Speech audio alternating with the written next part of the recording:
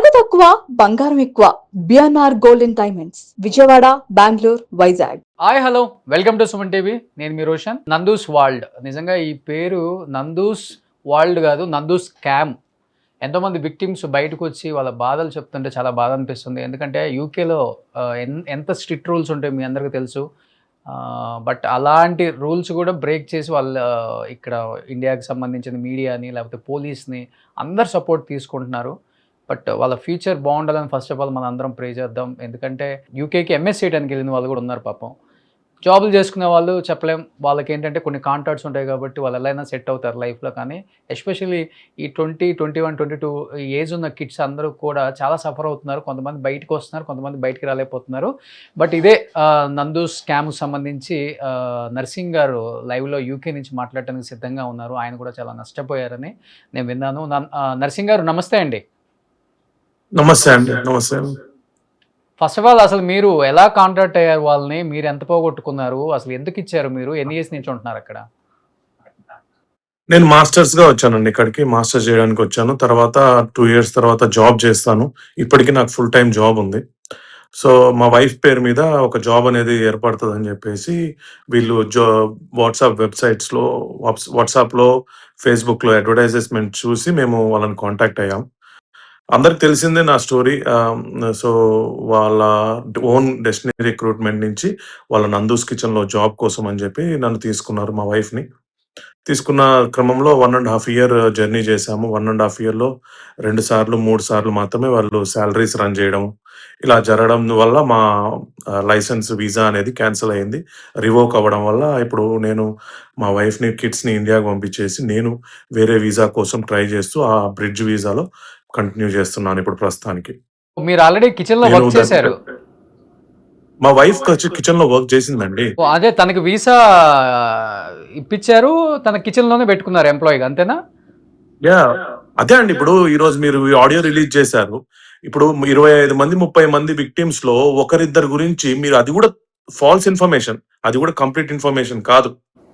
ఎందుకంటే ఇక్కడ యూకే లాస్‌లో ఒక లైసెన్స్ ఏదన్నా మిస్టేక్ జరిగితే, ఒక డ్రైవింగ్‌లో అఫెన్స్ ఉంటే వాళ్ళని వీసా క్యాన్సిల్ చేసి పంపించే రైట్ ఎవరికీ లేదండి. పోలీసెస్‌కి ఉండదండి. ఓకే. అది సో, అది సింపుల్‌గా ఒక కమ్యూనిటీ వర్కో లేకపోతే ఒక లైసెన్స్‌లో మాకు 16 పాయింట్స్ ఉంటాయి. 16, 12 పాయింట్స్ ఉంటాయి. అవి మైనస్ చేసుకుంటూ వెళ్తారు గానీ వీసా డ్రైవింగ్ లైసెన్స్ అనేది క్యాన్సిల్ చేస్తారు గానీ వీసా క్యాన్సిల్ చేసి రిటర్న్ పంపించేయరు. అదొక కాల్లో రాంగ్ చెప్పారు. ఇన్ఫర్మేషన్. అవునండి, కాల్లో ఆ మాట చెప్పారు. డ్రంక్ అండ్ అదొక డ్రైవ్ లో ఎక్కడైనా పట్టుకున్నా క్యాన్సిల్ చేస్తారని చాలా ఈజీగా చెప్పేశారు. అవును. అది అబ్సల్యూట్లీ ఫాల్స్ అండి. ప్లస్ ఇంకోటేంటంటే ఒక అమ్మాయిని ఎవరినో అబ్యూజ్ చేశారు, వీడియోస్ చేశారని చెప్పి ఆ కాల్‌లో ఇన్నాము. అది వాస్తవం ఎంతో రైట్ ఎంతోనే నేను మాట్లాడనండి. I don't comment on that. But అలాంటి అఫెన్స్ ఏదన్నా యూకేలో జరిగితే that is the biggest problem అన్నమాట. ఆ పర్సన్‌కి, ఆ విక్టిమ్‌కి ఎంత సెక్యూరిటీ ఇస్తారంటే అంత సెక్యూరిటీ ఇస్తారు. వాళ్ళొచ్చి మీ దగ్గర చెప్పుకొని మీరు ఎంప్లాయ్‌మెంట్‌ని తీసేసే అంత టైం కూడా ఇవ్వరండి ఇక్కడ police. So, that is also absolutely wrong. అది ట్రూ ఎంతనో, ఫాల్స్ ఎంతనో నేను దాని మీద కామెంట్ చేయను. బట్ ఏదన్నా ఇన్ఫర్మేషన్ ఉంటే మీరు వ్యాలిడ్‌గా ఎవిడెన్స్ పెట్టండి. అంతేగాని అది అందరికీ ఆపాదిస్తూ జనరలైజ్‌గా మేమందరము డ్రైవింగ్ చేశాము, మేమందరము ఫీమేల్స్‌ని హరాస్ చేశామన్నట్టు జనరలైజ్‌గా చేస్తే, మాకు కిడ్స్ పిల్లలున్నారు, మాకు ఫ్యామిలీస్ ఉన్నారు. మీరెలాగా మాట్లాడుతున్నారో ఇట్లా మాకు ఫ్యామిలీస్ ఉన్నారు, మా హస్బెండ్ చేసిన దానికి నా మీదకెందుకొస్తున్నారు, నాకు ఇన్‌ఫ్లూయెన్స్ ఉంది కాబట్టి వస్తున్నారు అని చెప్పడం అబ్సల్యూట్‌లీ రాంగ్ అండి. మాకు కిడ్స్ ఉన్నారు. మా ఫ్యూచర్ కూడా ఉంది ఇక్కడ. ఓకే. కానీ మీరు కొన్ని రోజులు ట్రావెల్ చేశారు. ఆల్మోస్ట్ 1½ ఇయర్ ట్రావెల్ చేశానని చెప్పారు కాబట్టి, వాళ్ళ మైండ్ సెట్ ఎలా ఉంటుంది నర్సింగ్ గారు? ఎందుకంటే మీ వైఫ్ మీరిద్దరూ ట్రావెల్ చేశారు, సేమ్ కిచెన్‌లో మీరు జాబ్ చేశారని చెప్తున్నారు కాబట్టి, అబద్ధమండి. ఇలానే కన్నింగ్‌గా అబద్ధాలు ఉంటారా? కంప్లీట్‌లీ. లేకపోతే ఏదో ఒకటి ది బెస్ట్ చేద్దాం స్టూడెంట్స్‌కి, వాళ్ళ ఫ్యూచర్ కోసం యూజ్‌ఫుల్‌గా ఏదో ఒకటి చేద్దాం మా కంపెనీ నుంచి, ఇలాంటి ఆలోచనలు, ఇలాంటి డిస్కషన్ ఎక్కువ ఉంటుందా? లేకపోతే కన్నింగ్‌గా అందరిని మోసం చేద్దాం ఇలా ఉంటారా అసలకి? లేదండి. అస్సలు ఆ సిట్యుయేషనే ఉండదు. స్టార్టింగ్‌లో మాకు హెల్ప్ చేస్తున్నట్టు 2, 3 మాటలుంటాయి తప్ప, తర్వాత ఎటువంటి కమ్యూనికేషన్ ఉండవు. తను చాలా తక్కువ మాట్లాడతాడండి. మరి ఈ స్కామర్స్‌కి అలవాటో లేమో తెలీదు గానీ, చాలా తక్కువ మాట్లాడుతూ వందల మెసేజ్‌లు చేస్తే ఒకదానికి ఇర్రెలవెంట్‌గా సమాధానం చెప్తాడు గానీ, అట్లాంటిది అసలు మాకు సంబంధం ఇన్ఫర్మేషన్ ఇవ్వడు సరిగ్గా. మేము ఎవ్రీ మంత్ పేరోల్ రన్ చేయండి. ఎవ్రీ మంత్ సాలరీస్ రన్ చేయండి. మాకు అది ఇంపార్టెంట్. వర్క్ ఉన్నా లేకపోయినా మాకు సాలరీస్ రన్ చేయడం ఇంపార్టెంట్ అంటే అసలు ఇగ్నోర్ చేసుకుంటూ వచ్చాడండి. 1 ఇయర్ వరకు మమ్మల్ని ఇగ్నోర్ చేసి మా వీసా క్యాన్సిలేషన్ కి వాళ్ళ హస్బెండే కారణం. 100% మా దగ్గర అన్ని చాట్ హిస్టరీ ఉంది. నా దగ్గర అన్ని ప్రూఫ్స్ ఉన్నాయి.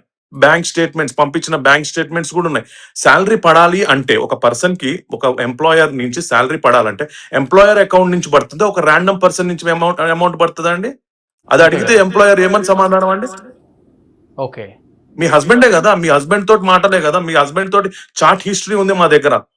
మీరు ఏదో ర్యాండమ్ గా కిచెన్ లో ఆమెతో పాటు ట్రావెల్ చేశారు కదా, కిచెన్ కి ఆమె డైరెక్టర్ కదా, తను మరి తను ఎలా ఉండేవాళ్ళు అసలుకి?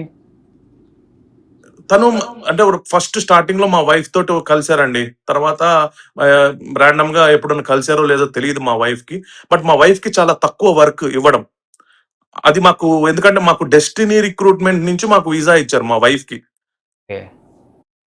సో నందూస్ కిచెన్ కూడా మాదే అండి, ఇక్కడ మీరు పని చేసుకోండి ఎందుకంటే డెస్టినీ రిక్రూట్మెంట్ లో వర్క్ లేదని చెప్పి మాకు నందూస్ కిచెన్ కి వర్క్ ఇచ్చారు. ఆ ఓకే. వర్క్ కూడా ఆ రీజన్ చెప్తూ ఈ రీజన్ చెప్తూ మాకు వర్క్ ఇచ్చేవాళ్ళు కాదు. వీక్లీ 40 అవర్స్ కాంట్రాక్ట్ ఇవ్వాల్సింది 5 or 6 అవర్స్ ఇచ్చేవాళ్ళు మాకు. ఎంత పే చేస్తారండి పర్ అవర్ కి అక్కడ? 8 pounds 10 pounds కూడా పే చేయలేదండి మాకు సరిగ్గా. Minimum 12 pounds 13 pounds hourly pay చేయాల్సింది 8 pounds 10 pounds పే చేసిన రోజులు కూడా ఉన్నాయి. మా దగ్గర ఆ చార్ట్ హిస్టరీ కూడా ఉంది. సో వీక్ లో 40 అవర్స్ ఇవ్వాలి. Yes, okay. Okay. As per contract 37.5 hours ఇవ్వాలి. ఓకే. బట్ మీరు ఎంత పే చేశారు ఓవరాల్ గా ఆమెకి, నందూస్ వాళ్ళకి? 15,500 ఫస్ట్ లో ఇచ్చానండి మధుకర్ గారికి. తర్వాత ఇండియన్ రూపీస్ చెప్పండి. ఇండియన్ రూపీస్ లో 20 lakhs అండి. 20 lakhs ఇచ్చారు. ఎస్. అండ్ ప్లస్ మనకి ఈ సాలరీస్ ఎప్పుడైతే మాకు వర్క్ ఇవ్వలేదో సాలరీస్ రన్ చేయమని చెప్పి నేను 3,800 pounds అంటే ఇప్పుడు ఆల్మోస్ట్ 5 lakhs రూపీస్ మళ్ళీ అక్టోబర్ లో ఇచ్చాను. ఇప్పుడు మీరు తప్పు చేయలేదు అన్నప్పుడు సరే మీరు మధ్యవర్తి వర్తించారు, ఆ 15,000 pounds అనేది పక్కన పెట్టండి. ఆ 15,000 pounds పక్కన పెట్టినప్పుడు ఈ 3,000 pounds అనేవి శాలరీ రన్ చేయడానికి ఇచ్చినప్పుడు అవి రిటర్న్ చేయాలా వద్దా అండి? మీరు సరిగ్గా శాలరీస్ రన్ చేయనప్పుడు మీరు ఆ రిటర్న్ చేయాలా లేదా? రిటర్న్ చేయలేదు ఎందుకు మరి? ఎన్ని కన్వర్సేషన్ చేశాను, 100 calls చేశాను, మీరు ఏమన్నా రెస్పాన్స్ ఇచ్చారా? మీ హస్బెండ్ ని ఫస్ట్ క్వశ్చన్ చేయండి, ఏం దరిద్ర పని చేశావు, మా అందరినీ మా ఫ్యామిలీ, మీ హస్బెండే మీ ఫ్యామిలీని నాశనం చేస్తున్నాడు, మేం కాదు. మీ హస్బెండ్ మీ పిల్లల భవిష్యత్తు నాశనం చేస్తుంది మీ హస్బెండ్ మధుకర్ జాగర్లమూడి. మీరు ఫస్ట్ క్వశ్చన్ చేయాల్సింది అతన్ని, బయటికి రమ్మని చెప్పండి. మీరు ఒకవేళ మీరు మంచి వాళ్ళు అయితే, నందనా గారు చెప్తున్నా, మీరు మంచివారైతే మీ హస్బెండ్ ని ముందర తీసుకొచ్చి జస్టిస్ ముందర నిలబెట్టండి. తప్పు కాకపోతే ప్రూవ్ చేసుకోమని చెప్పండి. అంతేగాని రాంగ్ ఎలిగేషన్స్ మా మీద వేసి మమ్మల్ని ఏదో విక్టిమ్స్ ప్లే చేస్తున్నామని చెప్పి మా మీద తప్పు చెప్పకండి.